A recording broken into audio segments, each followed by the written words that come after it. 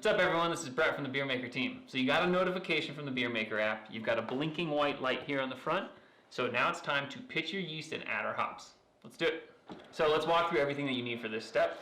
You've got a bag in your maker kit that's labeled pitch yeast and hops. So unload that, and here we've got some hops, we've got a package of yeast specific to this beer, you've got some alcohol wipes, and then you're going to need a pair of scissors.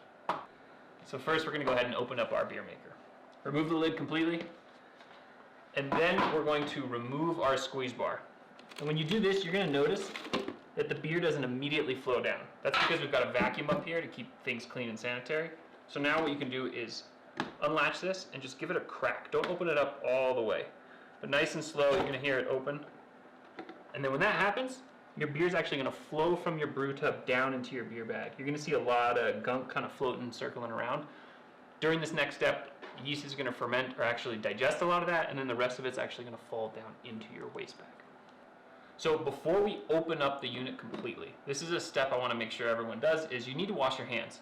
So during the brew step, we pasteurize everything, but now the temperature never reaches the point to clean it. So we just need to be super careful not to contaminate our beer. But I just washed my hands, but definitely try to avoid touching the inside of that brew tub. So what we need to do now is, a lot of your liquids already flowed down in the bag, but what I like to do, just to maximize the water that comes out of these grains, is I like to lift my brew basket up like this, hold it, maybe even just leave it here rested for maybe 2 or 3 minutes, because the more liquid that comes out of it now, the more beer you're going to have later.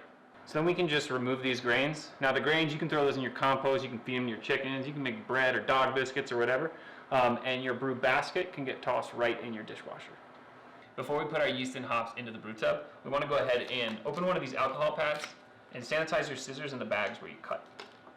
This just helps ensure that we don't contaminate the brew at this step, because that would be a huge bummer. So before you add your yeast and hops, double check your water line. You should have liquid at least up to the bottom of these heating pads here. If you don't have enough liquid to put your yeast and hops into, what you do is you can boil about a cup of water to clean it, pour it in the top, and then press the bag to make sure that that hot water mixes throughout the system. You can kind of pump it a few times. So now we're going to add our yeast. So you pour your yeast right into this liquid at the top, being careful not to touch the inside of the plastic to contaminate this brew. You put your hops right in there with it.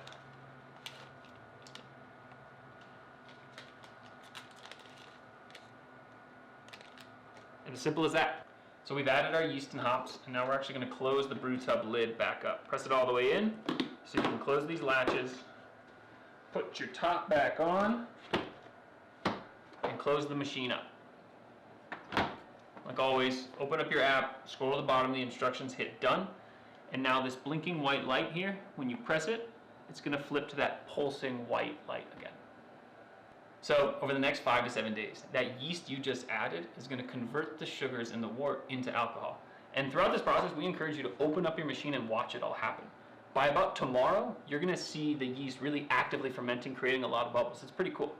You're also going to hear a new sound, and that's the vibratory motor. And what that does is help work some of that larger particulate matter from inside the beer bag into your waste bag.